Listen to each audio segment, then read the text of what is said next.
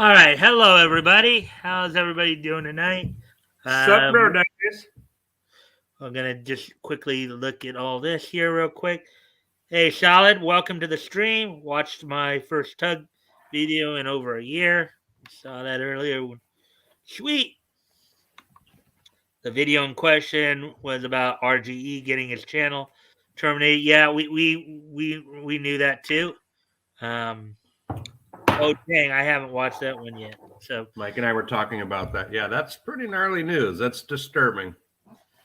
Very disturbing. So before we get started with the content and stuff, I'm going to go ahead and let Batgoat, go ahead and make some announcements here, in regards to what he's going to be doing over the next month here, and stuff for tonight, obviously. So, Batgoat, go for it. Hello. So tonight's going to be my last night for a while. I'll be back. I'm planning on coming home January 15th. That's the date I've set for myself. So this coming week, I'll be working on getting my car ready and heading out to California at some point. I'm going to have some other family stuff going on too. And then tonight, I've got to meet some buddies at the bar. So I'm gonna hard out at Quarter Till. So we're not really going to do Lulz Trophy, but you can still crack me up if you want to. I'd appreciate it. And other than that, then I'll see you guys next year. I'll probably be bouncing in and out because I'm going to bring my laptop with me. So, I'll try to pop in whenever I can and say hi. But if I don't see you guys, then happy holidays, season greetings, Merry Christmas to those who celebrate it like I do. And happy Hanukkah, too, because I believe Hanukkah is happening around this time, too. Happy Hanukkah as well. Yes. Okay, so anything else there, Batgoat? I think that covers it, yeah. All right, so even though the counter only says 1, thanks, YouTube. Yeah. I know we have 4 people in here, so we're gonna get right into what we're gonna talk about tonight. So tonight, of course, this week we're still in August of 1938. We started it last week with DC. For tonight, we're going to be looking at We're going to be looking at Dell and Centaur Comics, what was going on, and we're going to be obviously looking at some of the comics from them, in August of 1938. First off, though, we're going to go. Hey, Chris, how you doing, man? The counter doesn't work. Yeah, I know. Thank you. Counter doesn't work. Okay. Yeah, I know. The counter's always screwy. Anyways. Hey, Chris. Thank you for being here. Chris, Chris is also a comic book artist. He's got his book, The Great Cyclopean, you guys might want to check out. He also has a YouTube channel there, The Hero Shack, when he does some stuff there. So anyways, and as always, guys, of course, I do appreciate any and all likes and shares. That does help the algorithm, helps get some more people in here. But anyways, let's get to. So tonight, as I said, we're going to be looking at Dell and Centaur Comics from August of 1938. Some of what's going on. Also going over some of the stuff that they were, publishing at that point in time. So without no further ado, let's go ahead and go. Now, first off, before we get into the comics, there's a couple little things I want to read here from a historical aspect.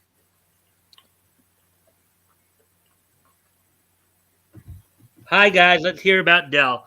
Well, that's what we're gonna do here, Chris. So this is the part I wanted to read because this is happening right around 1938. So, Western Publishing, the company Dell Comics, formed a partnership in 1938 with Western Publishing, in which Dell would finance and distribute publications that Western would produce. So Dell was handling the financial backing, basically, and helping to distribute the magazine. Western was the one who was actually publishing the actual comics.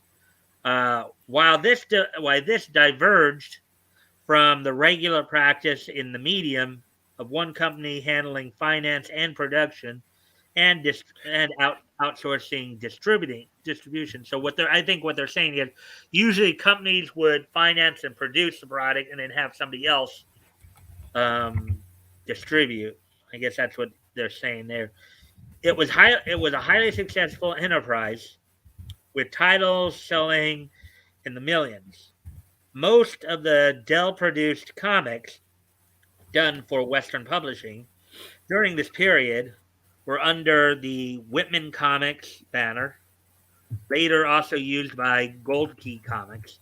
Notable titles included Crack-a-Jack Funnies, which we've gone over, and that was the one with like Myra North and Dan Dunn, Batgoat, 1938 to 1942, and then Super Comics, 1938 to 1949.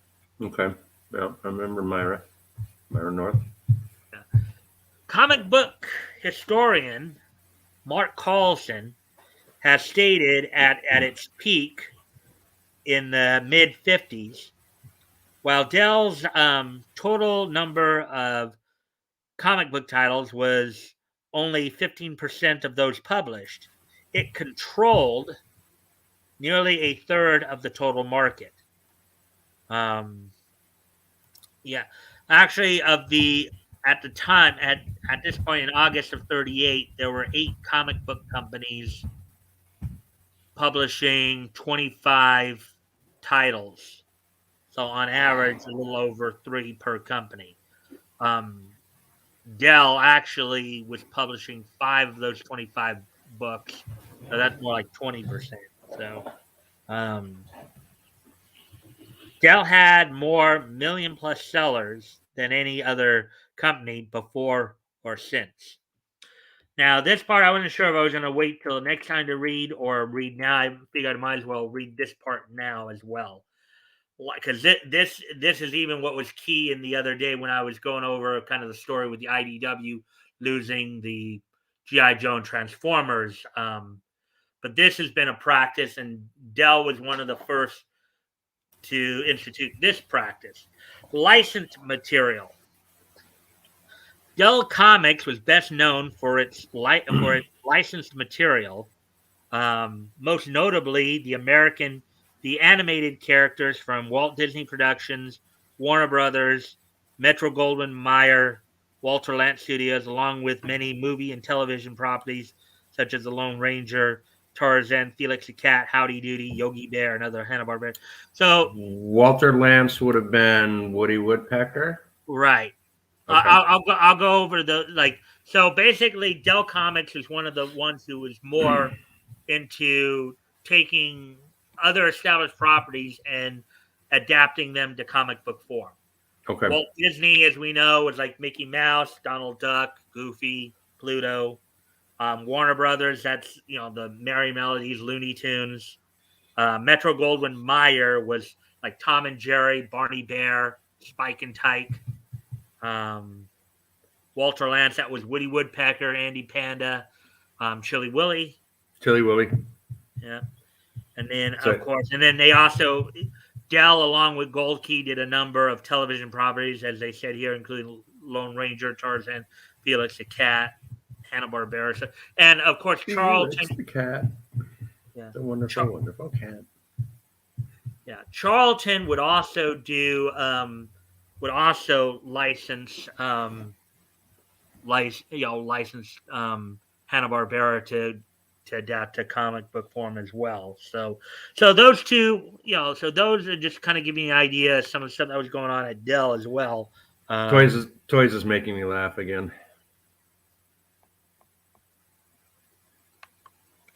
What a time for Woody to not be here. Yeah, some previous thing. Yeah, he was here last night. He was like the only one here last night. Is that right? Yeah. That was kind of cool. All right, so with that, so that's all. That's all from that perspective. That's all from that perspective. We're going to be looking at. I just want to read those 2 paragraphs because those are a couple of key moments. Sure. So I'm going to make a quick stop here at Mike's. And now, no, this is not my site. This is No. another guy named Mike. Well, you This is said one of my- I'll be right back. all right. This is one of my primary resource sites that I like to use. Just going to show you real quick what we're going to be covering from here, and then we'll go to some of the stuff in of itself. So.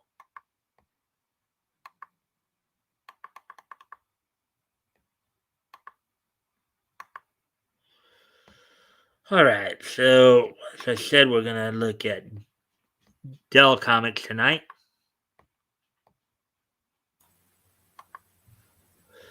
And among these comics, we're gonna take a brief. We're gonna go over to GCD because unfortunately, this book does not have. There's no copy of this particular book anywhere. The 5th issue of Super Comics. So we're gonna go do some. We're gonna just look at the summary from Great Comics database, and then from there, we're gonna also be covering. I said Centaur tonight, and I'll show you guys. I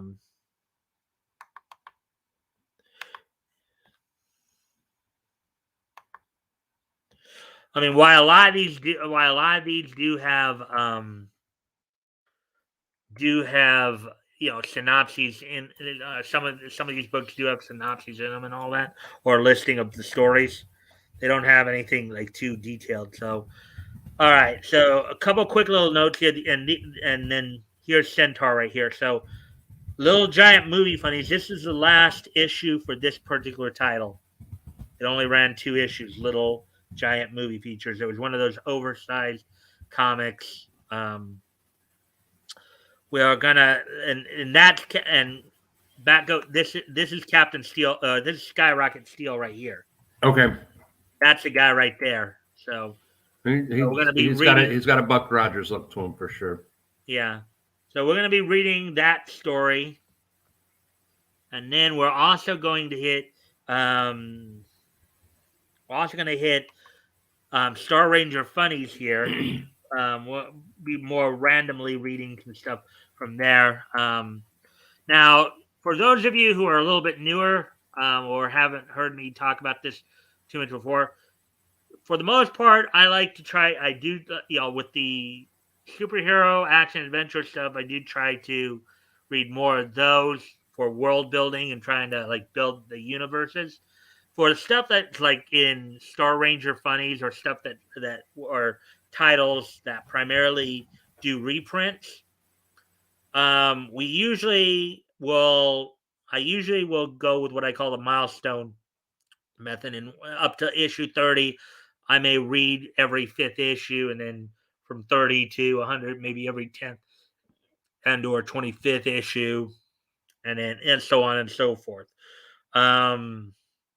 So just give me a heads up on that. So today we're gonna be looking a little bit at we're gonna go over to GCD to look at Super Comics number 5 real quick, and then we'll be heading over to Comics Book Plus to actually read from Amazing Mystery Funnies and Amazing Mystery Funnies number 2 and Star Ranger Funnies number 15.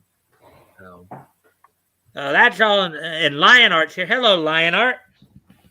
I'm not a furry. Laugh out loud, Mike. If you want a better perspective, use a magnifying glass. Who's jealous of PG having cookies and milk for dessert? Indeed. Hello, there is a boat goat furry. A furry? A furry. No, I've got a furry face, but I'm not a furry. Yeah. Oh yeah. So basically, all right. So and then I guess he said indeed. And as always, guys, of course, I do appreciate any and all likes and shares. I do thank you guys for that. So without any further ado, roasted almond sounds good, toys. What was that, Batgoat? I said I'm having cookies and milk for dessert. Are you jealous? And he said he's having roasted almonds, so that's pretty good too. Alrighty then. So now we're gonna first. I'm gonna look at Super Comics number 5 from Dell here. Just again, unfortunately, I don't have. There's no copy. I cannot find a copy of the actual comic. This particular comic itself, but we can get some of the synopsis information from. And as you see here, it says Western as in Western Publishing. We're just talking about there. We're going to look at issue number 5 here. Look at what was actually in the book. So, and then there's the cover right there. So let's look at the cover real quick. We can at least look at that a little bit more. Let's see. Yeah, even maybe I'll even magnify it to where we can get a little. So you got Dick Tracy over here. I think Orphan Annie. Yeah, I still can't read some of them, but basically, Can't see 'em. Yeah. You can't see them either. Well, maybe I do. No, I can't. All right. Well, I guess I'll have to. Let's see if I just went up to 200. See if that helps any. Going up to 300 magnification. Oh, better. Dick Tracy, Orphan Annie, Terry and the Pirates. Moon Mullins over here. Okay.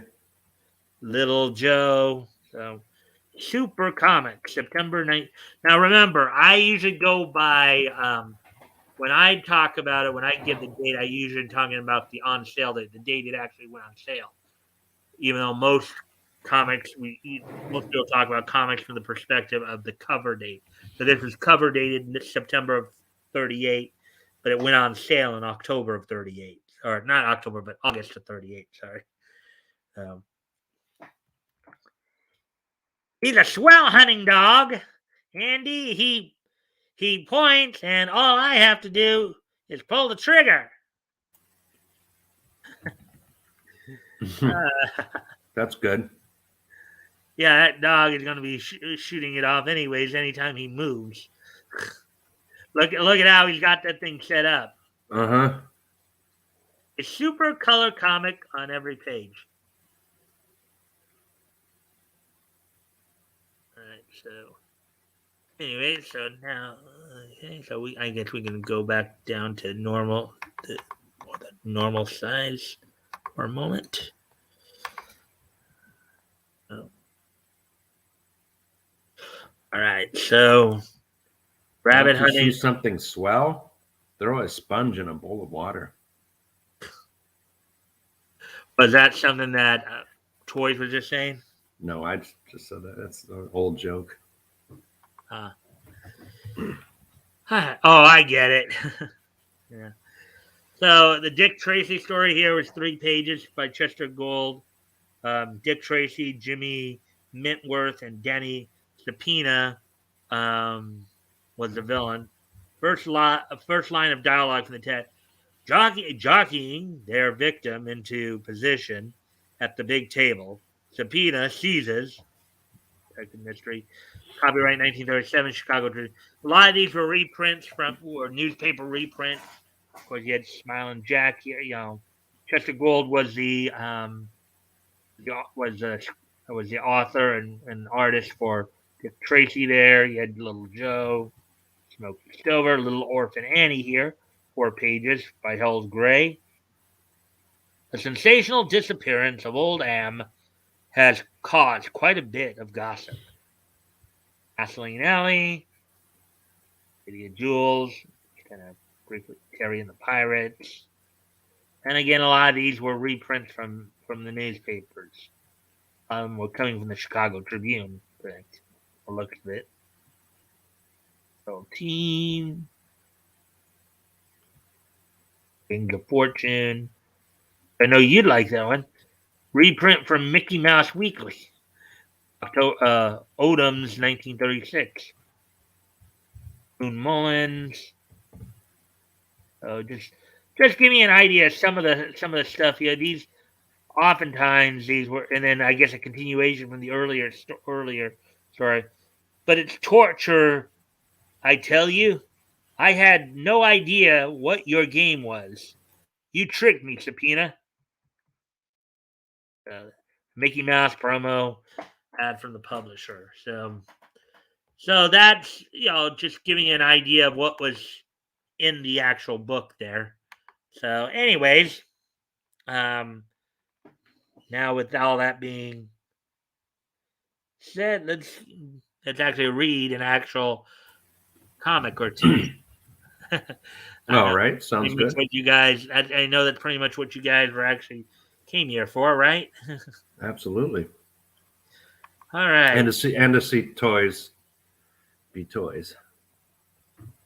Okay, so let's see. So we're first gonna go to Amazing Mystery Funnies number 2. I read the Skyrocket Steel.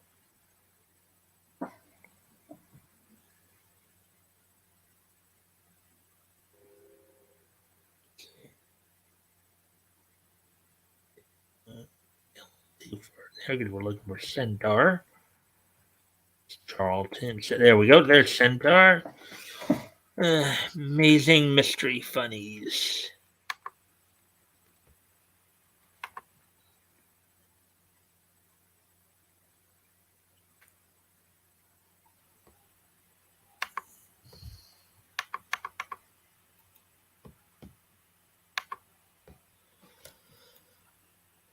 Alrighty then. So here we go. Well, maybe we'll until we. So there's Skyrocket Steel right there from the look of it, and it's a little too much for just for panning through. Maybe we may not. I may not even. Skyrocket Steel right there. Look at that girl. Batgoat, what do you think of that lady right there?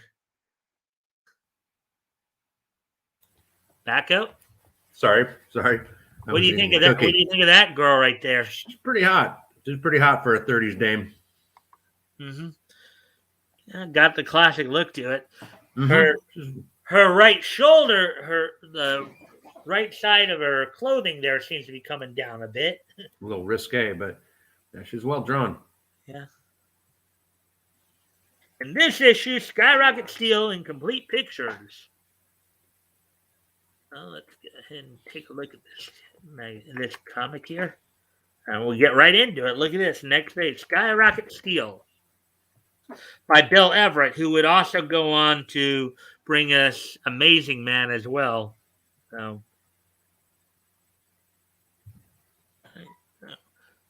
now would probably be a good time to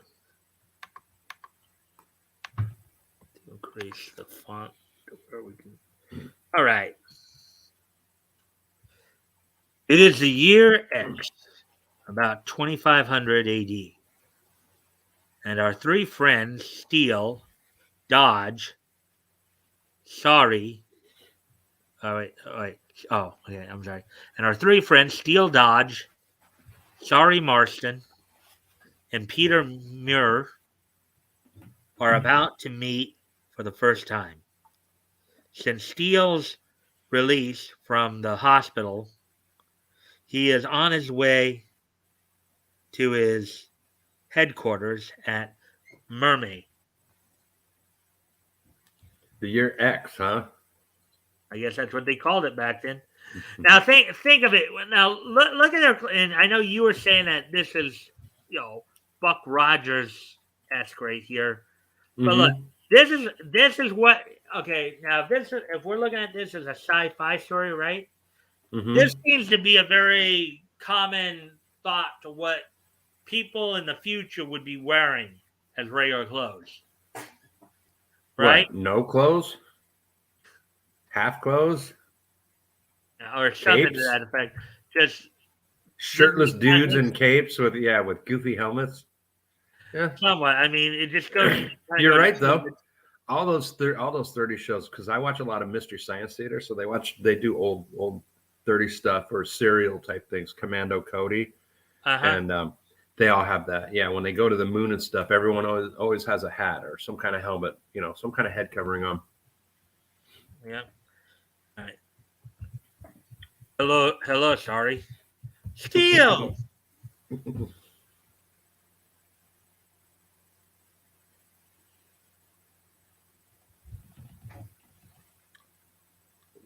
Well, Steel, am I glad to see you. Come in, come in the other room. I have news for you.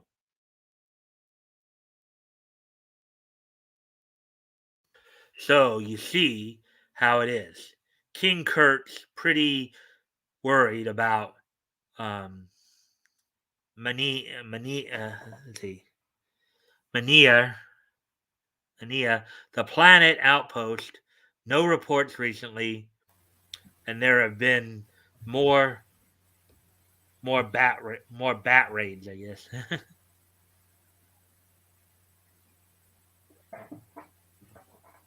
Kind of bats. Oh, maybe space bats for all we know. Space bats sound gnarly.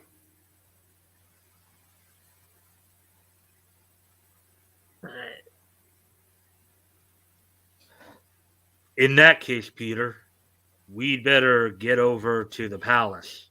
I'd like to talk to Kurt about this. Does he have any definite suspicions? Again, you notice kind of the cape he's wearing there.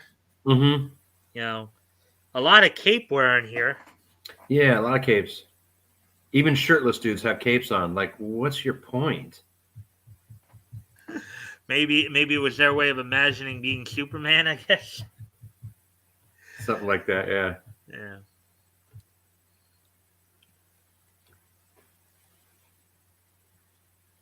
No, but he's keeping an eye on Vance Ray, and he doesn't like his actions. Roy is playing pretty cozy these days. Wait a minute.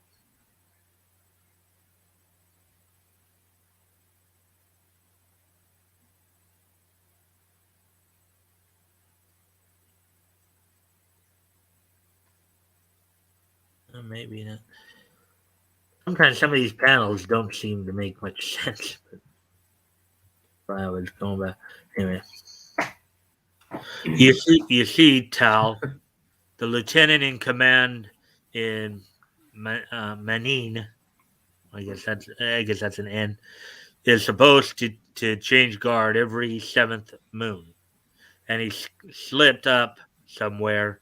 We haven't had reports for 3 days, and as I told you, the Kadokan reveals nothing. We can't send out the relief guard until we hear from Tal. It looks too quiet for comfort. Kurt doesn't like it at all. Toys brought up a good point. What? What everyone having a cape means is that it's freaking cold wherever they are. Oh, that could be true too. That's very logical. Good point, Toys. And funny. Mhm. Yep. That could be very. Meanwhile, in the palace courtroom, I tell you, gentlemen, we've got to put a stop to these infernal night raids. There's no reason why those bats can't be completely wiped out. Be cool to bats, y'all. What the bats do to you? I like them picking on bats. Well, remember, vampire bats do I'm do just joking because of my name, my screen name. yeah.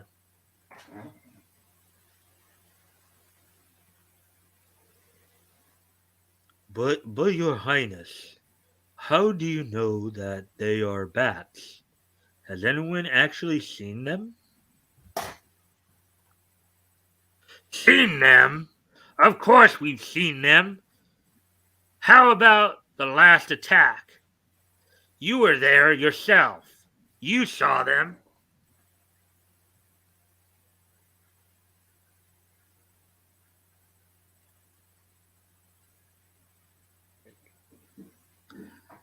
Oh no, your highness. I saw what you saw, what we all saw. Myriads of small winged projectiles darting from the sky, wreaking Be right back. destruction, death, okay, and, bounding noiselessly back into space. Did anyone actually touch these phenomena? Did anyone feel its flesh? No, and I don't believe they're animals. I saw no bats, Majesty.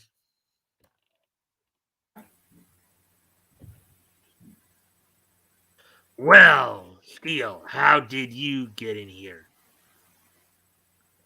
The usual way, Your Highness. I'd like to hear what else Minister Crade has to say about the bat situation. It sounds pretty reasonable.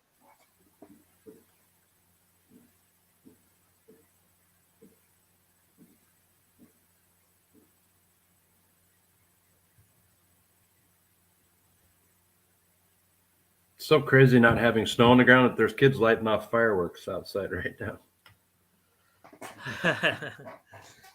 Probably trying to get whatever. It's not common to hear. I mean, we hear fireworks all through the summer, but in December, like, all right. The bat situation, my dear Captain Dodge, is not as light a matter as you seem to think. I'm quite firmly convinced, and it is more Vance Roy's dirty work.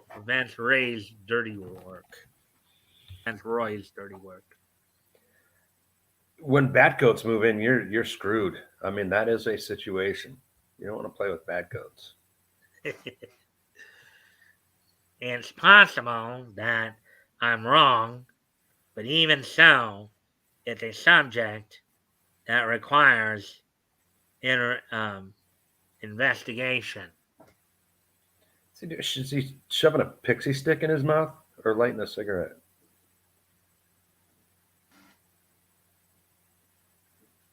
Can't really tell. He's giving him his candy fix. Want a new drug? Well, it won't make me sick. Oh my God, little Huey Lewis there. That'd be me as the emperor getting all geeked up on Reese's peanut butter cups and invading countries. You see, Crade, that it requires investigation. You say, Crade, that it requires investigation. Have you done anything along that line? Peter says that the Kodakan shows nothing. May I see it?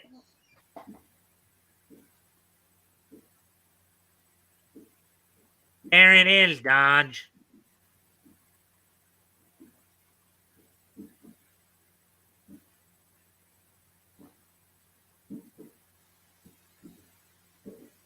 Steel, this shows the entrance to our post on Manon. As you see, the door is open and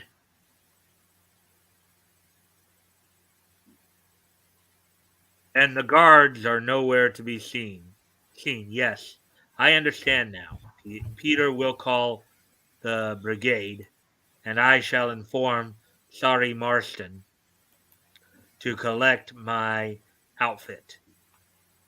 We'll take a run out to Manon today.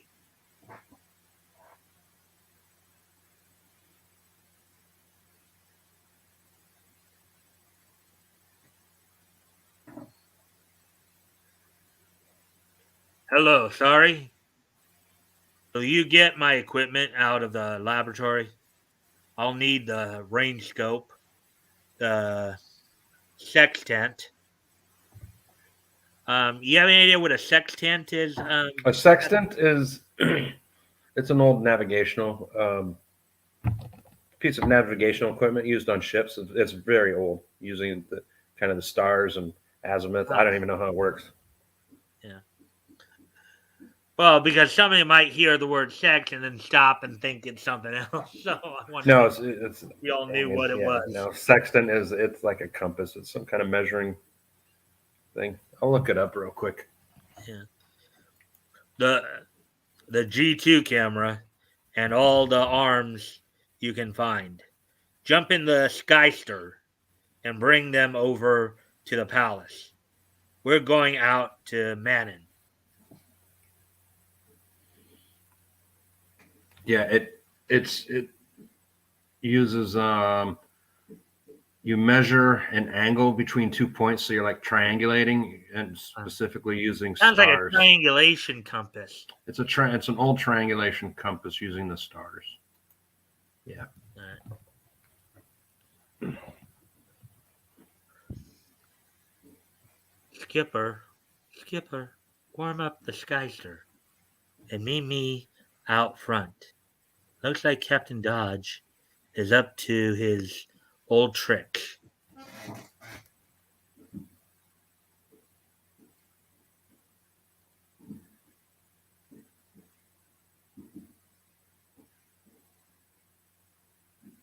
I like the voices I'm doing so far, Batgoat.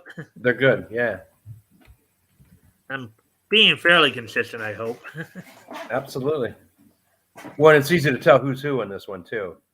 Yeah. Shari arrives a few minutes later, and we came right over, Steele, and I brought a change of clothes for you. Steele takes her to the Army Air Base. Good. We may be gone a few days. Peter's assembling the brigade now, and we're about ready to leave.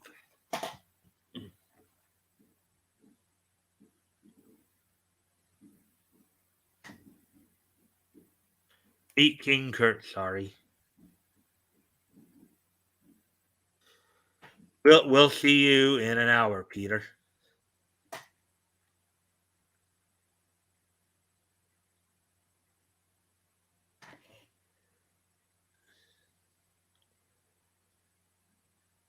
Kurt, what's your opinion of all this? Do you connect the bat raids with Manon? Yes, I do, Steele. Vance Roy is capable of almost anything.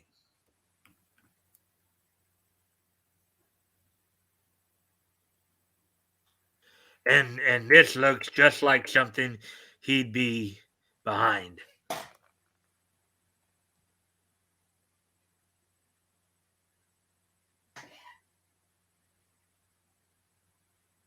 And then, too, I've always suspected his friendship with Tall.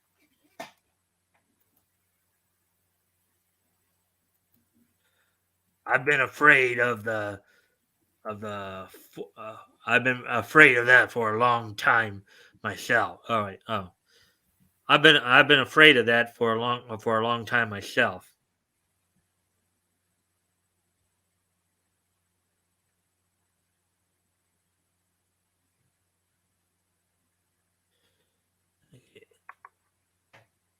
And we got another shot of the scenery there up top. Fantastic, amazing picture story. What they call it. Super terrific. Yeah. Right. I have an idea that Tall is working in an underhanded way with Roy, plotting perhaps to get in his favor by giving inside information about us. Whether these bats are real bats or not, they're certainly instruments of some enemy force. I have a strange premonition that they're tied up in some way to the planet Mystery.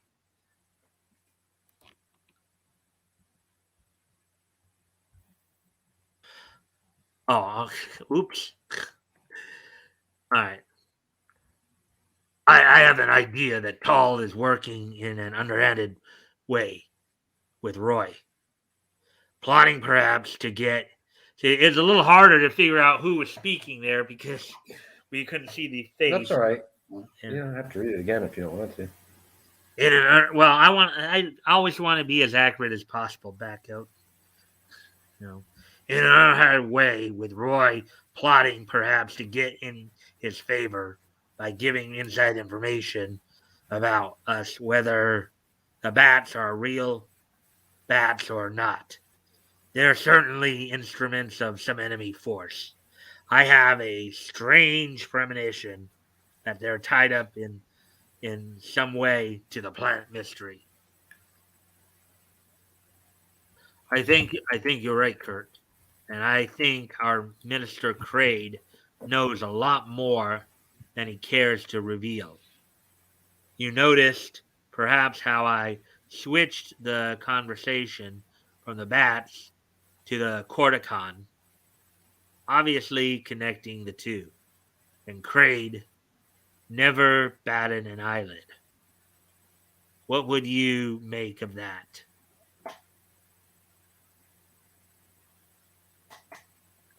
By Jove, Steele, you're right. I hadn't noticed that. Steele seems pretty intuitive, doesn't he? Mm-hmm. Be careful, Kurt. We don't know what to expect here.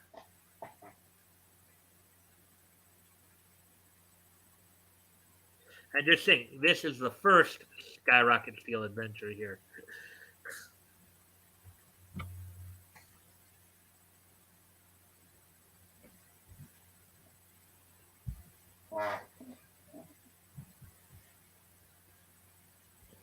The armed party proceeds through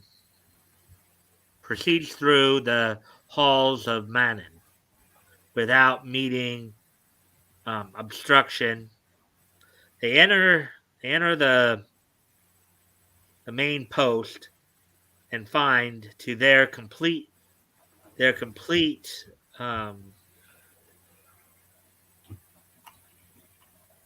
can't even make out that last word. I was initially thinking complete surprise, but wow, look at that. A lot of people are like knocked out, looks like. See that, Batgoat?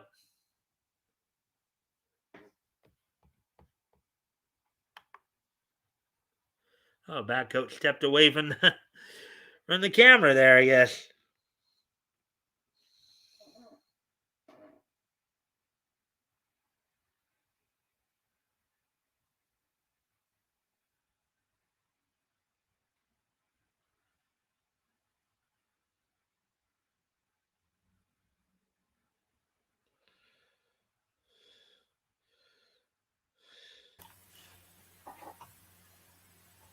I'm sorry, what were you saying? See what they're finding in that room that they just came into right there? Yeah, the dead bodies. Yeah. Yeah, all knocked out or okay, you were saying dead bodies, but Well, set to their horror, that's what I'm assuming. yeah. Good Lord, Steele, what's happened? I don't know. I don't know, but say, what's this? To be continued. I don't know if that means that's the end of that story. Let's see what happens when we click to turn the next page. Yeah, so that's all for that one. And then just kind of real quickly here go through the safe, won't read any other stories here. We'll spend more time in Star Ranger funnies. We'll just kind of really take looks at these here. I think Toys has gotten into Grandpa's hooch again. Oh yeah, was he going off on? Goofy. He's being goofy.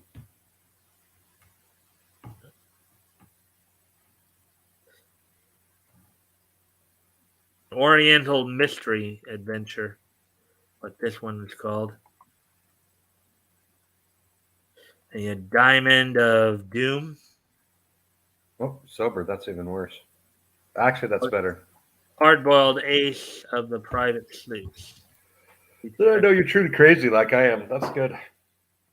Oh yeah. I'll just kind of briefly go through this just so you can see the artwork here a little bit. Just so we're not, because we're going to spend the rest of the time looking through Star Ranger funnies for more humorous stuff. Okay. Actually, I'll go back to that. Go back. Yeah, and that's what I was going to do because I saw that. No. Go back one more. Go back one more before that. Before this.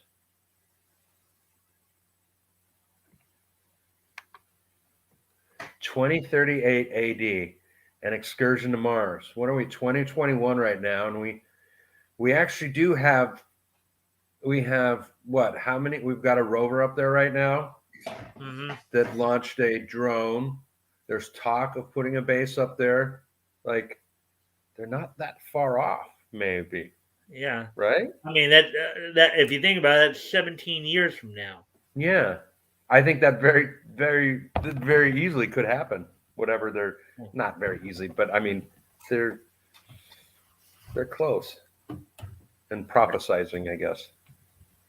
Well, yeah, because 2038 AD, which meant, of course, 100 years from the point of this when this comic And like you said, we're 17 years away from it, and who knows? By then, maybe there will be some kind of small base that will take people from Earth up there. Well, look at that rocket right there. That looks like that's a little unrealistic, but that's like the Beatles' Yellow Submarine going into space.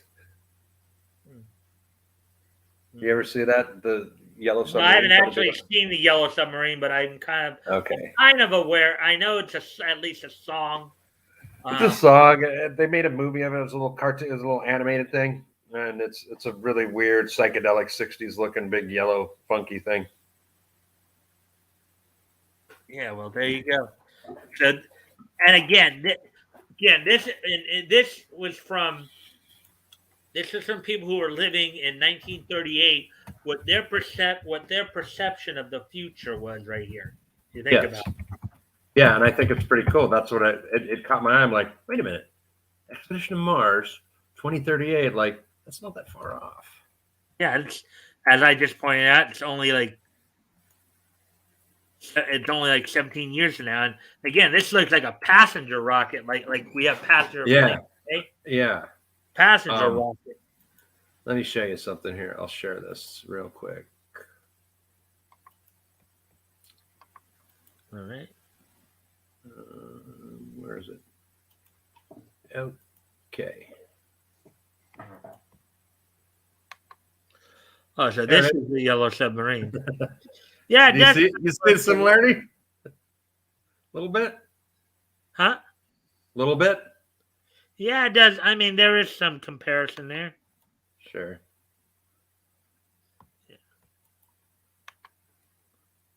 Yeah. I guess you could say that. Sorry to sidetrack you there, but I mean, that's fine. I mean, let's see, where are we at on time here, just so we know. So we're at the 48-minute mark now. So, yeah, just sometimes you look at some of this stuff and you see what people's perception of the future was at this point in time as compared to what we probably thought. I mean, you think about it as time goes on, as the future. Woody's here. Hey, Woody. Good to see you, dude.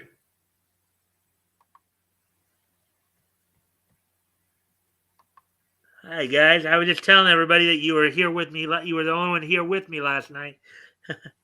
As always, of course, I do appreciate any and all likes and shares. If you guys can help out with that, see if we can get some more friendlier people. Morning, Wood. Yeah. Says toys. And it looks like Chris is doing his Tism Schism afterwards. I might head over there after we're done here. Chris T, who was on earlier. Yeah, cool. Yeah, so it's just kind of interesting to see what I mean, and it just kind of goes back a few weeks too to when we were last looking at Fiction House 1 with Sheena and Gilda Gay, the modern girl, and just like what people's for the Gilded Gay feature we read a few weeks ago, what people in 1938 thought a modern girl was. It's kind of the same thing. You kind of say, okay, you see these people. Well, what did they believe things would be like 100 years from the time they were talking about here? And I remember that what was her name? Something Gay, the modern girl. Gilda Gay. That was funny, but she was like man bashing, but in a funny way. I thought it was pretty good. Yeah. Mm-hmm. Yeah, that was pretty forward for the time too. That was really cool, actually. Mm-hmm. But it's just kind of interesting to see kind of people's perceptions of things as you. Anyways, I'm going to move forward here so we can. Sure. We can go. I mean, this one looked cool too.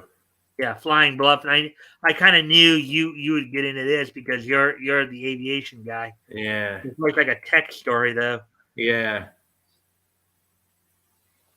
By Lloyd, a short story by Lloyd. All right, so let's see. The Brothers 3 by William Eisner.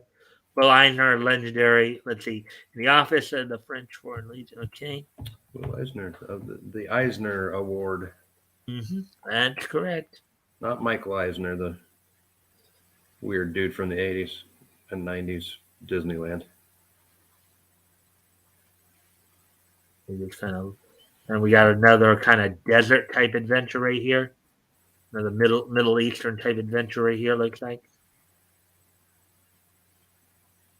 But the American caravan, we should have attacked them by now, Ahmed Bey. So Middle Easterners weren't too kind to Americans even back then. Yeah, true. Treachery on the Trail, a complete story by H. Muhim. Oh, so they only got 50 of the 68 pages here, yes. And again, we just, looking at these briefly real quick before we head over to the Red Raider, Read Adventures by Ed McMore.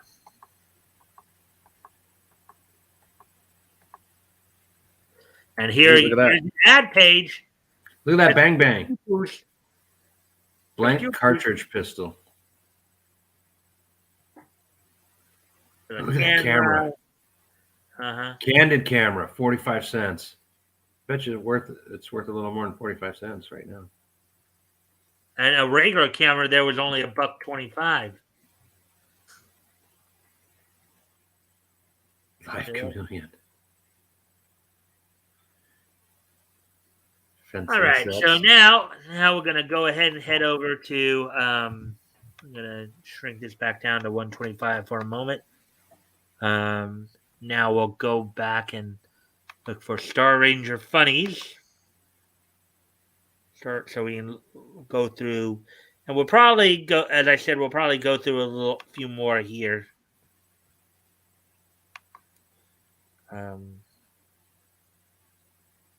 Number 15 here. Volume 1, number 15.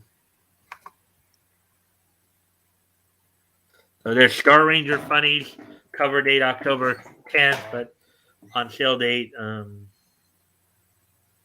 at that. Look at that.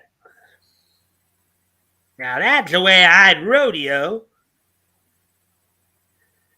Now look at that face right there, the girl right there. It's weird.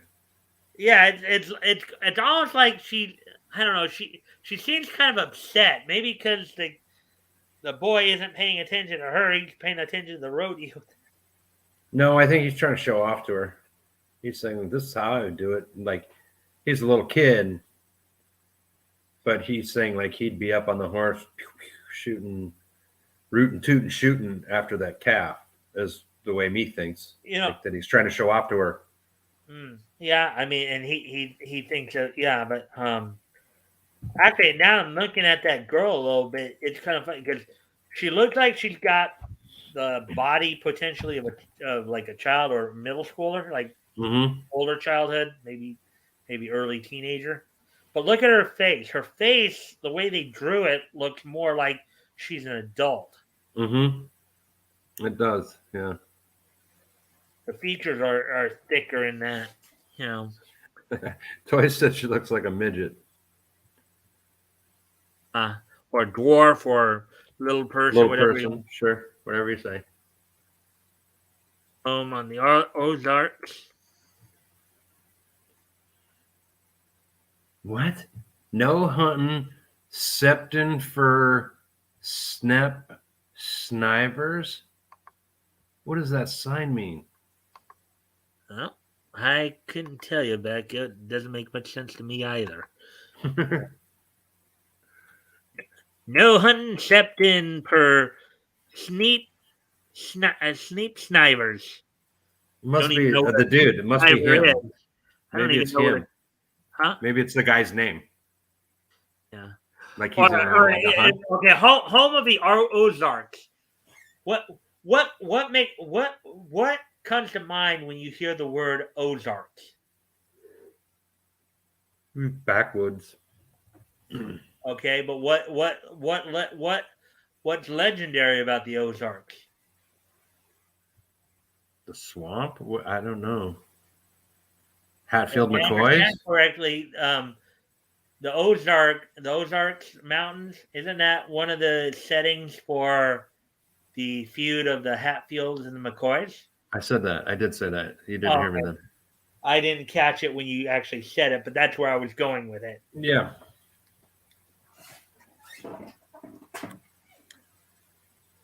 Yo is getting most prettier than a ripe radish, Pansy.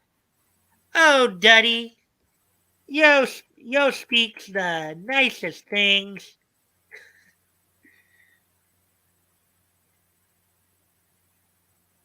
Ouch! Bang! Ouch!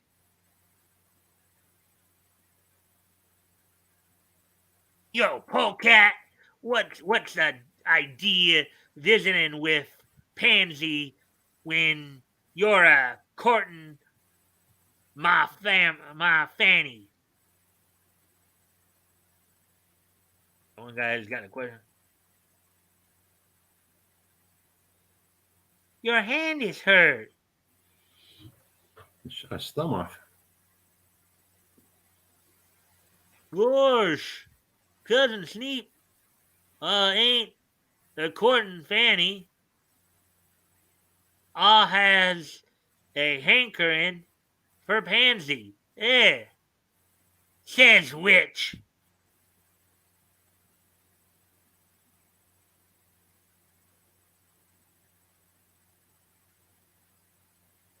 Now think hard. Ain't it Fanny what you're courting? Well, maybe I is after all. Look at that. He's got a gun to his stomach. Well, yeah, he'll say anything at that point. Yeah. Talk about a shotgun wedding, huh? You get the reference back up? Mm-hmm.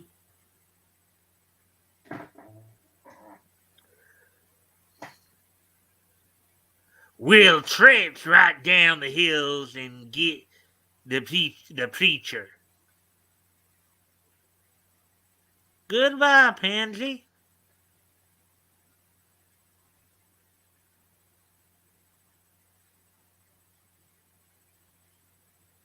Wow, God, nosh, my fangs. Evan Sneak Snivers ain't making off with Duddy.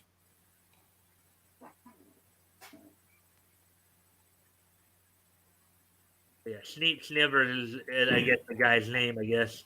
Yeah. This does seem kind of like a Hatfield McCoy situation. Uh-huh.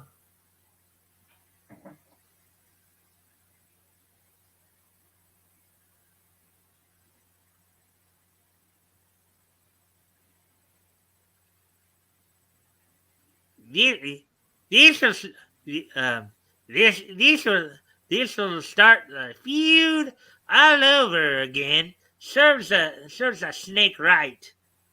Bang! Ouch! Wow, bust my britches. Somebody went and creamed to the thumb. Fud heifer.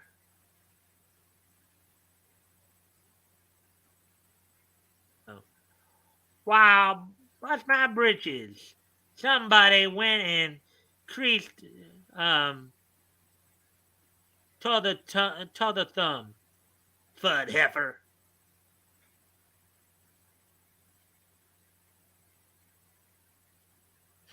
You dang varmint. Where you taking Duddy to? Starting the feud again, hey?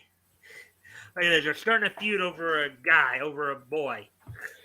Hey, Batgoat? Well, that's how the Hatfield McCoy stuff started. It was over dating. Yeah. Just a short feud, Sneep Snivers. Starting and ending right here. You mean the end for you, Bud Heifer? Nice name, Bud Heifer. Bud Heifer and Sneep Snivers. Those are pretty interesting names. Yeah. Wait a spell, Var. Stop this feuding. Look, if you kill Fudd, it would be the proper time for us to have a pig roast. Am I right? That's correct. That's correct.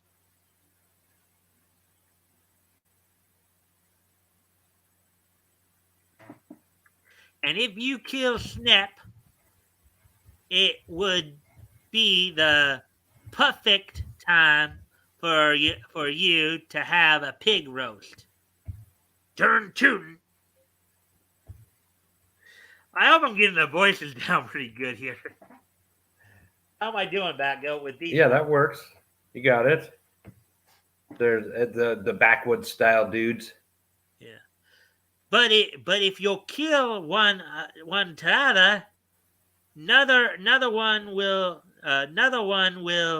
live to enjoy the pig feast.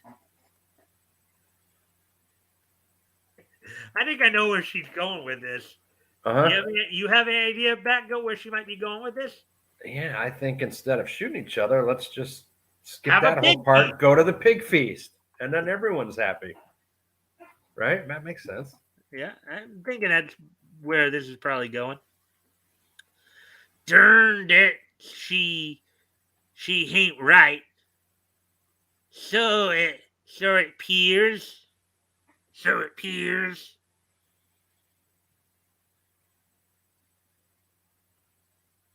And we'll declare a truce for a few minutes.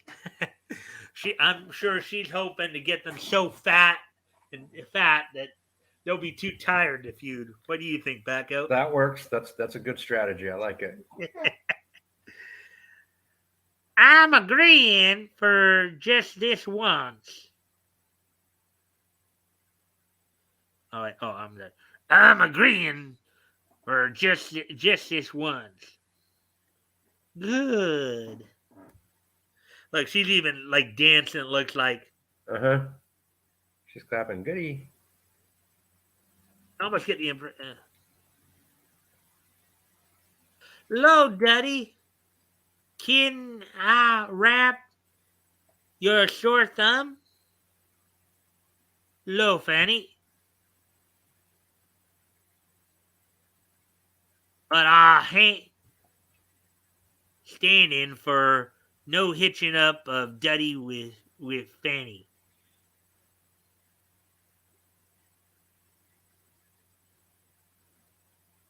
And I ain't tolerating Duddy according your pansy nother. Like he's kind of like he's got his head spinning around. Yeah. And he's probably not overly thrilled at the idea of being caught in the middle of this. I got an idea. Now we can settle up this argument without shooting. How? How? How?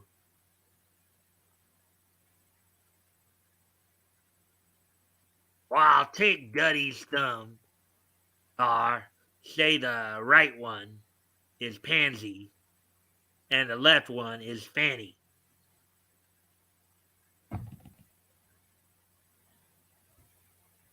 Come berry picking time. Whichever one is healed, that's the gal he hitches up with. Uh, here's the problem. What if both thumbs heal up at the same time? That's true. They both heal up the same way. Then I guess he marries both of them. I don't think even in the Ozarks it quite works that way. I don't believe they're a Mormon community. Nope.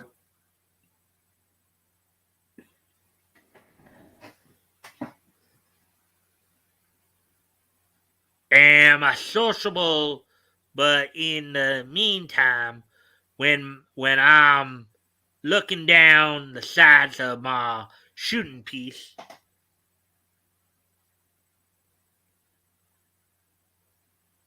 don't let me see ya on to the end of it. Just yo hide out till deciding time. Or just yo hiding out till deciding time.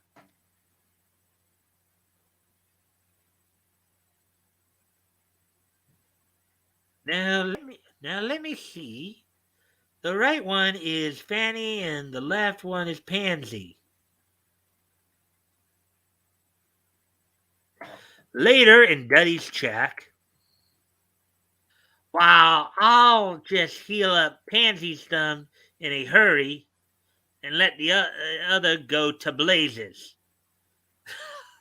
Oh boy. Oh boy.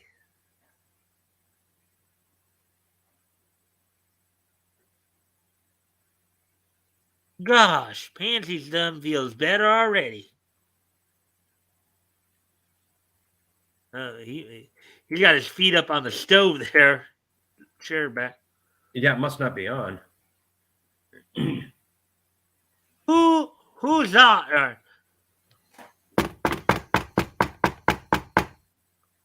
Who's are?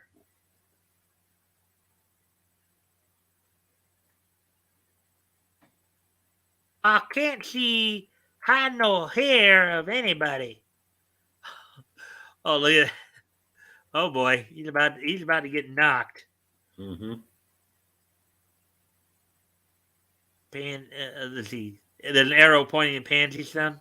Mm-hmm. Ah! Hee. Oh, I see. He was gonna try to knock. He's gonna actually try to knock Andy's or Fanny's and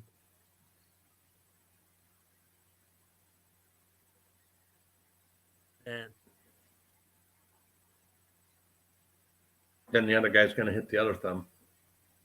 that could be the way it seems the story may be going.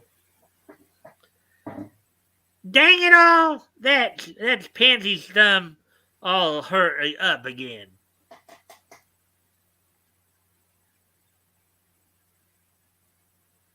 I'd like to catch the critter what done it.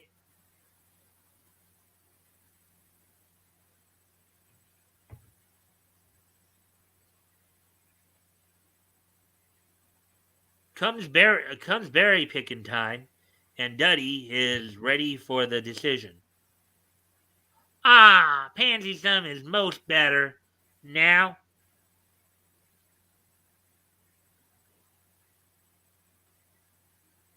What in tarnation? Bang! Yeah!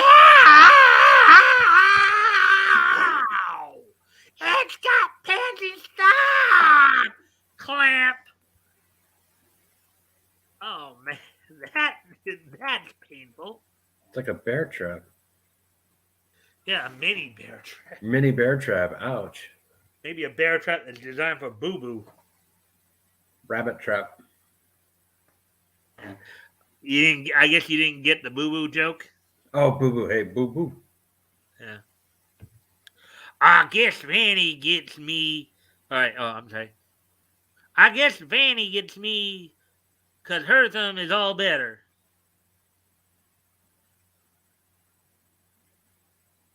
I knew York was meant for me, Duddy.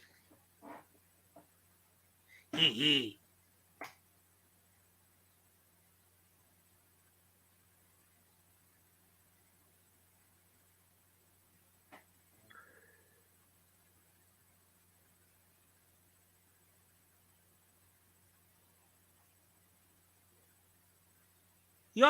You're all wrong. That's my thumb. See, the bandage is part of my Sunday dress. Rafe, and Rafe, Pansy, and Duddy.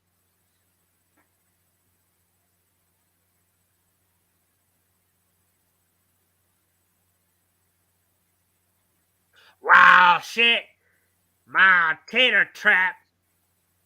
If this ain't like old times, bang! Look at that. They're all sitting, as they're sitting there trying to court each other. The two fathers there are. They're shooting. They're a feuding. They're a feuding. And poor Duddy got his thumbs all messed up. All over a woman, right? Yep. But he ended up with the one he wanted anyways. Lion Lou.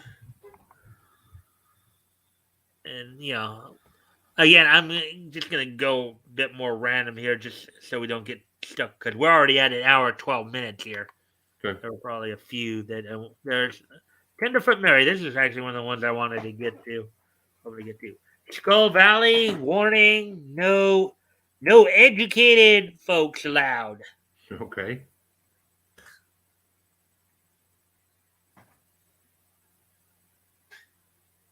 I told Mary not to put so much self-rising yeast in the pie. Now I can't keep down. Hick. So much self-rising yeast. That he floats? Uh-huh.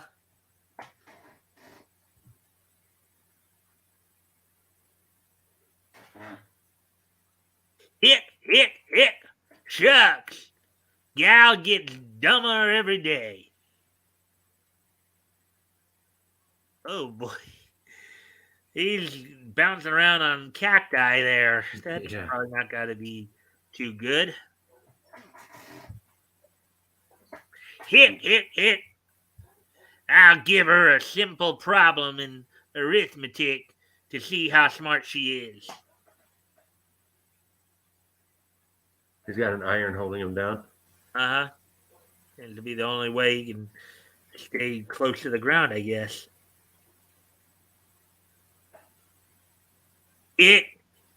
Mary, suppose you took 25 from 45. What is the difference?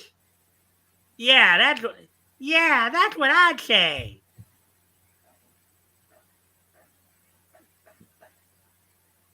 Kind of a little illusion right there. It almost makes it seem like she's standing in the cactus, like coming out of the cactus like a genie comes out of its lamp. No, she's behind it. I know that, but I get that. But if you really look at it, it does kind of look like she's almost like coming out of the cacti, like a genie would come out of his lamp. Huh. That could be interpreted that way. Sure.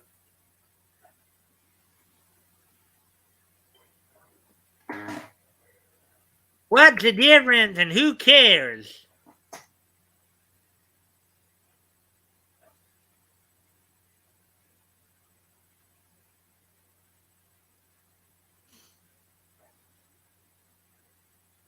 right, the Ernie.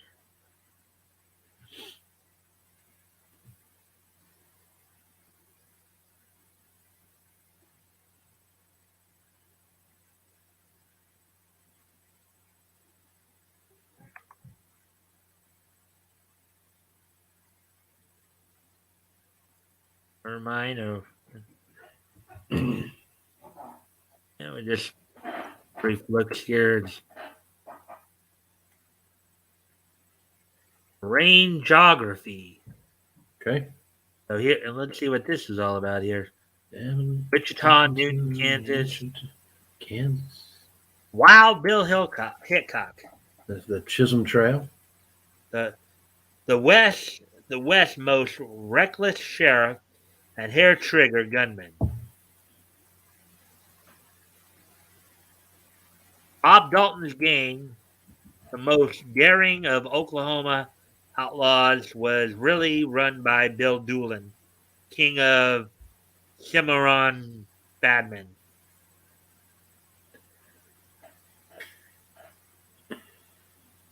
First 30,000 head cattle herd driven over this trail. One of the greatest trailblazers and cattle kings of the Southwest during the 60s, I guess they were saying 1860s and 70s. Mm-hmm. The long trip up the trail to the railroad, during which Chisholm and his cowboys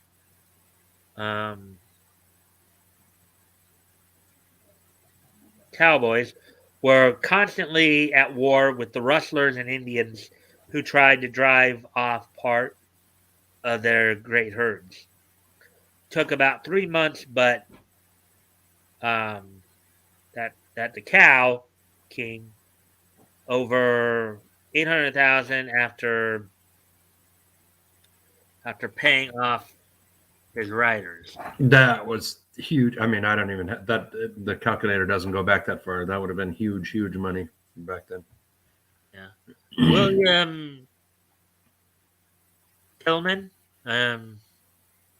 Talman, noted gangbuster, captured more outlaws, including Bill Doolin, than any other frontier lawman.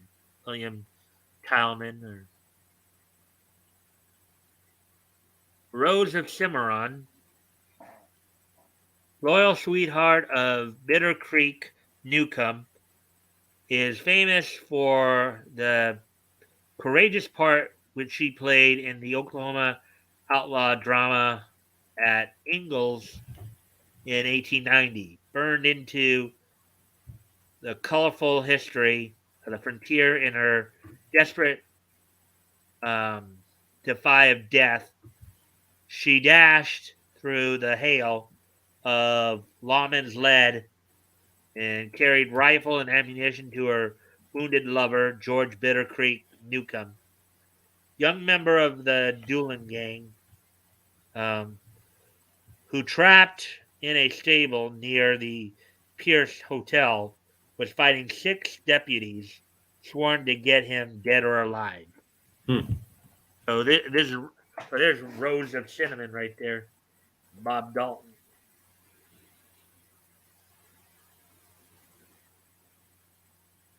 Got some interesting shooting, Law and Order.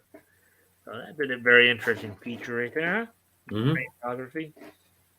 Wild West Junior. We've already had a couple of Western ones, so let's see if we can find. Well, these are all technically Western, I guess. Yeah.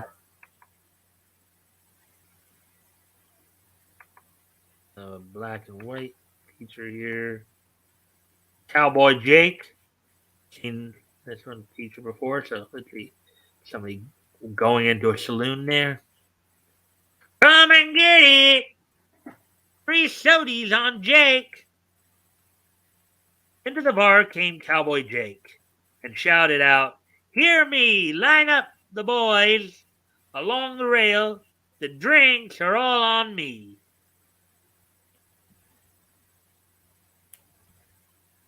Today I made a lucky strike. Good luck has come my way.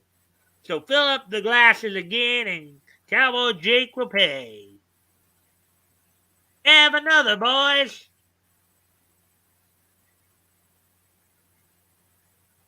Next day, poor Jake was wakened by a knocking at the door. The pounding was so awful hard, it really made him sore. Open up if you know what's good for you. Now, who can that be at this hour?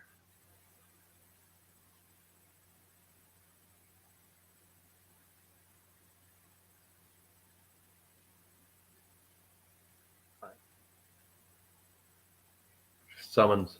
Yeah, it looked like a summons. It was a summons to the court. It read, to come that day, you're being sued for some old bill that you forgot to pay. So off to court went Cowboy Jake, and there upon the stand he saw a boy he used to know and holding up his hand. I do.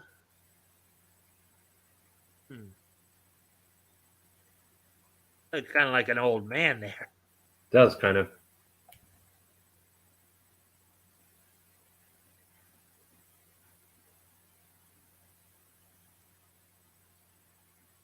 $100 is what he owes, is what Jake heard him say.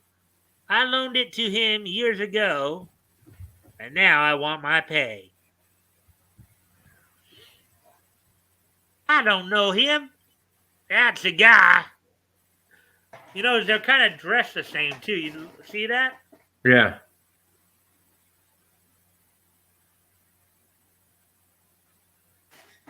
And then when Jake got on the stand, he took the legal way. I can't remember. I forgot. Is all that he would say. Where were you on the night of June 16th? I can't remember.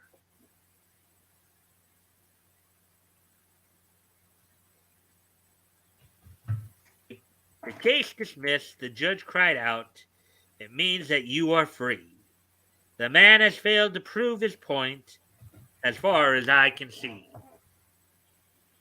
Thanks. Don't mention it. The boy called out to Cowboy Jake, I think you're awfully mean. You swore upon the stand today that me you never seen. Hello, Joe. So now you think everything's okay?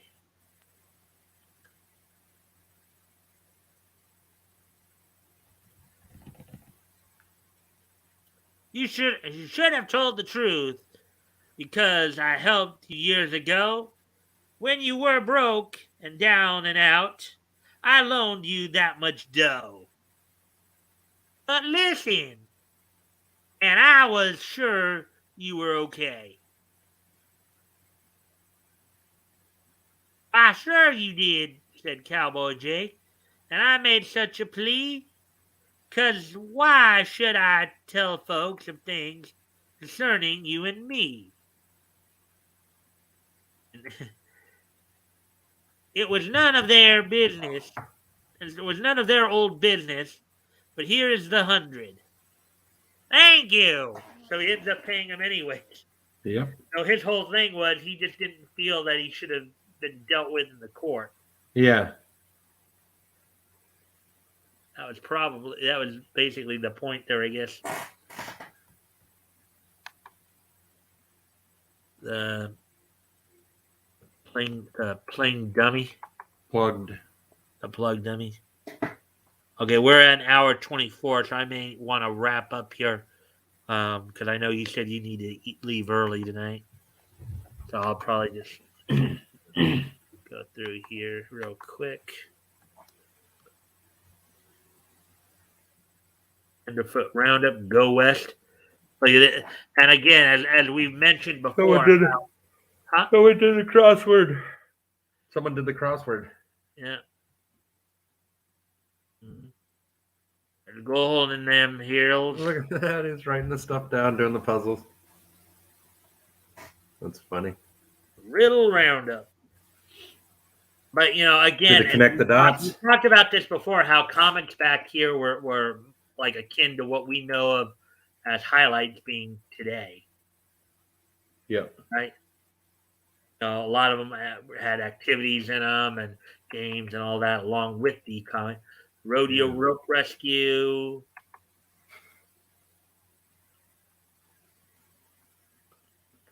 Yeah. Normally, I like to go the full 2 hours, but since you had to leave early anyways, Batgoat, figure we can wrap up a little sooner here.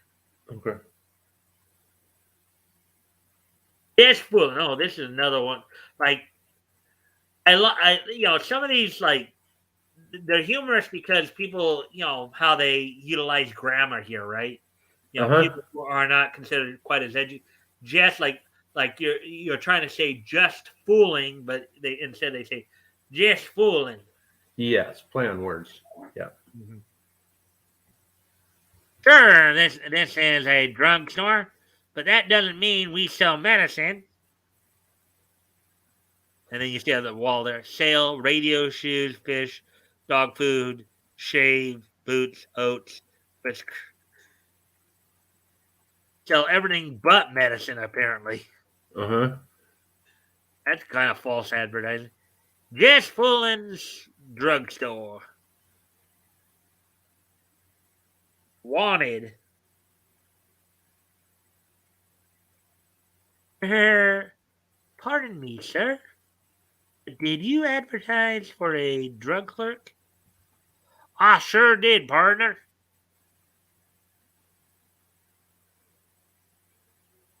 Well, now, get a load of this. I graduated from a dozen medical schools.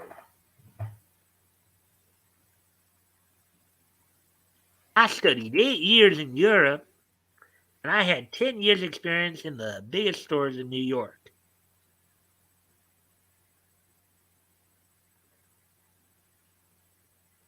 All that may be okay, but can you make a ham sandwich?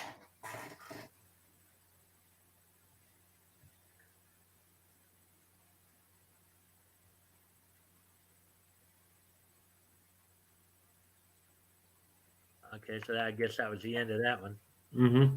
$1. He didn't care about all his medical degrees. He just, can you make a sandwich? Yeah. $1, 2 bits. An interesting title.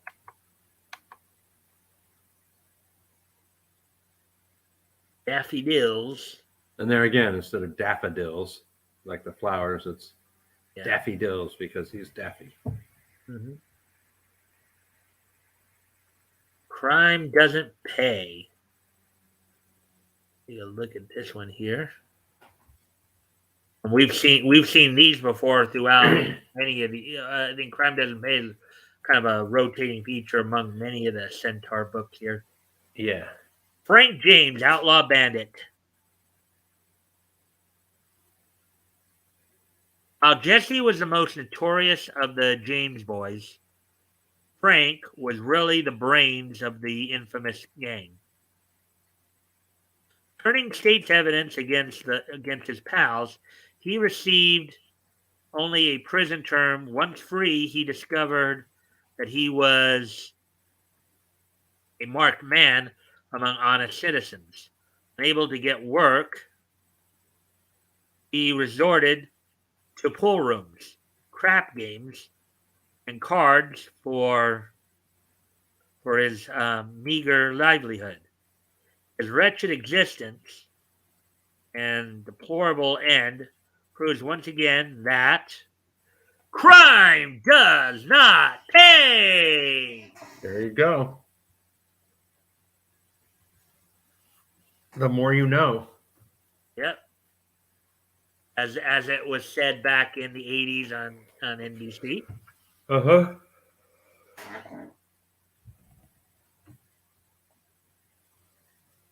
This is a wood. Okay, so that they're pointing that tenderfoot Mary here. They're pointing that cat as wood pussy. Wood pussy.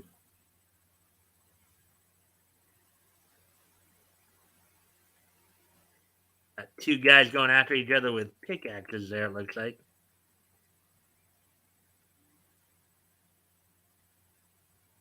No, they're just digging. Reckon it's powerful. It's nice of us to dig a hole for knock-eyed two-gun Pete before we bump him off.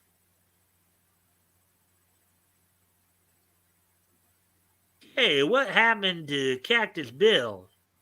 Cactus Bill was a tough one. He had to shoot him to death after his hanging. Okay.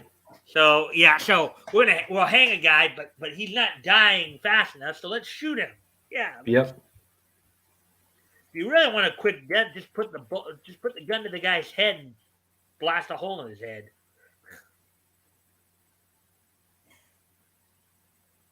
Yeah, we are digging a hole, Mary. What of it? Well, now, you'll have to dig another hole. Put all that dirt into, won't you?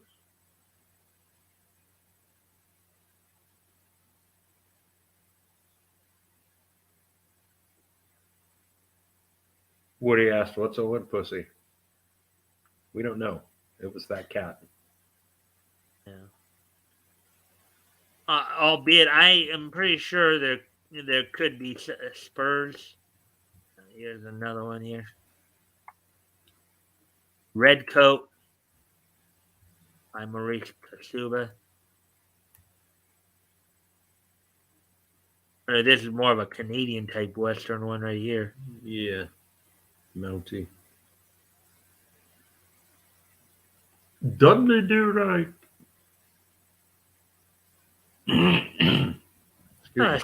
So Batgoat, how do you think I've done on the voices tonight?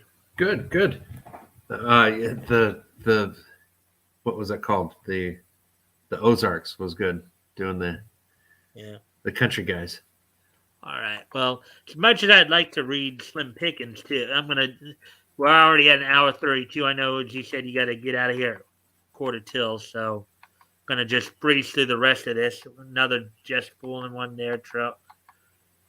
So yeah. So all right. So I hope everybody had a good time tonight listening to the stories that we were reading. Absolutely. We're gonna actually end a little early tonight because Batgoat has to leave us.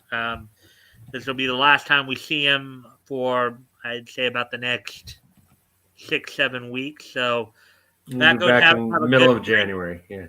Yeah. So. Have a good vacation. Have a good time with your family. If you can, you know, if you can, you're always welcome to drop in and say hi and like and share and all that. If you can, if you have your laptop with you. I'll have my computer with me, so I'll do my best to drop in and say hi. All right. So with that, we're gonna wrap up a little early here. It's we're just past the hour and a half mark. I want to make sure. I wanted, of course, obviously, to make sure we got through this day in each history before Batgoat left. So with all that, Toys asked why I shaved my mustache, and I think I said it before. I didn't like that it was a little bit darker than the chops part being pretty much almost gray. So I thought about it for a little bit, and then I just, after thinking for so many days, I'm like, I'm just going to do it, and I did it, and now I kind of like it. It's just chops now. I do not have to look after the harem. I have no harem. Albeit, I'm sure he wishes, like many of us single people, wish we did have harems. Oh gosh, no, that sounds horrible. I think Batgoat, if you were to watch a few harem animes, you might find them pretty funny. It is kind of hilarious, the harem animes. But anyways, all right. Well, guys, as I said, we're going to wrap up here. I thank everybody for being here. I thank everybody for all the likes and shares. So if everybody's ready, we're going to do this day in each history. History. Alrighty then. So, let's go ahead and get started then. All right. So first off, we're going to head back 30 years ago today. Wrap it up, Nietzsche, says Woody. Okay. So, anyways, on this date, back in 1991, 30 years ago today, the WWF had its lone Tuesday in Texas pay-per-view. This was their first attempt at having a pay-per-view during the middle of the week. But the problem is that it ended up not working out too well for them, in that it didn't garner enough. It only garnered like a one rating, one television rating. 5 professional wrestling matches were scheduled into the card. Main event was a rematch for the WWF Championship. Saw Hulk Hogan defeat the champion. Undertaker had defeated Hogan at that previous week Survivor Series, and this is when Hogan got the belt back from that. After the controversial finish in which Taker had won his first, and that Survivor Series also marked the first of Undertaker's, I think, 6 or 7 reigns as WWF/WWE heavyweight champion. One of the featured bouts on the undercard included saw Randy Savage in his first match since WrestleMania 7 defeat Jake Roberts. You also saw on the card during the pay-per-view, the start of the pay-per-view, and we'll go down here. The start of the pay-per-view, you saw Bret Hart defeat Skinner to retain the Intercontinental Championship. Saw Davey Boy Smith defeat the Warlord with Harvey Whippleman in his corner. Ted DiBiase and the Repo Man defeated Tito Santana and Virgil. So that was the remnants of the card. And then they had a bunch of dark matches prior to the pay-per-view. So on this day in 1991, 30 years ago, Tuesday in Texas happened for the WWE from the Freeman Coliseum in San Antonio.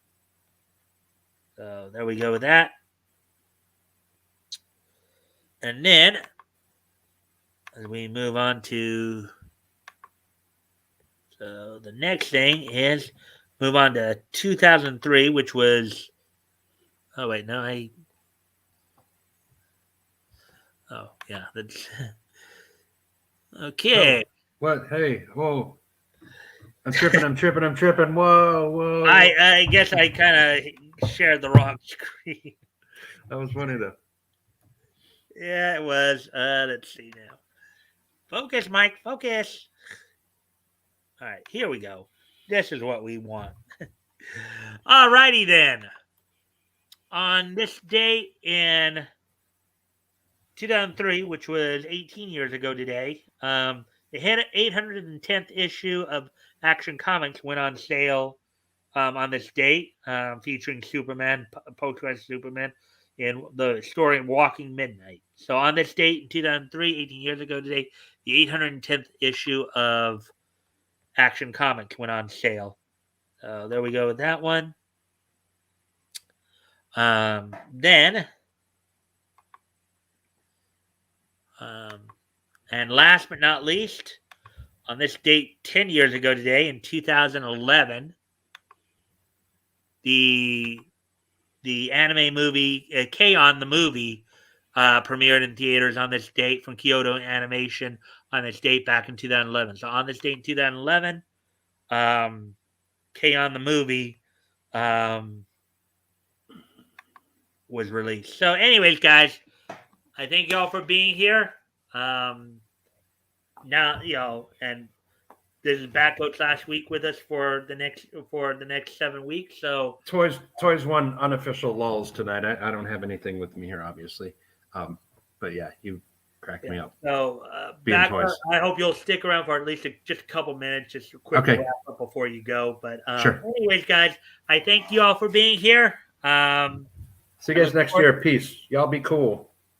Merry Christmas. Happy holidays. Seeing you guys all on Monday.